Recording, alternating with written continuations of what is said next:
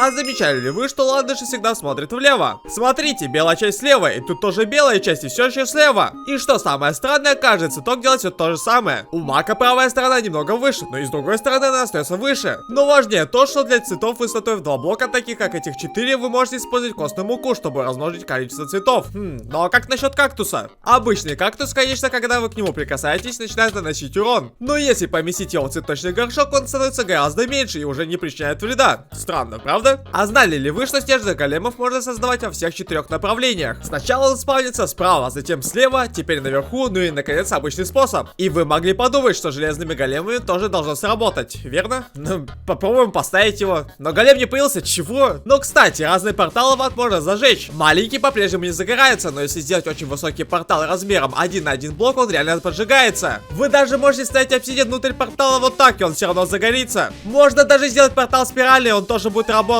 А давайте посмотрим, что будет, если я уменьшу себя и попытаюсь коснуться того самого кактуса. По моей теории, я получу урон, так как теперь кактус огромный. Но нет.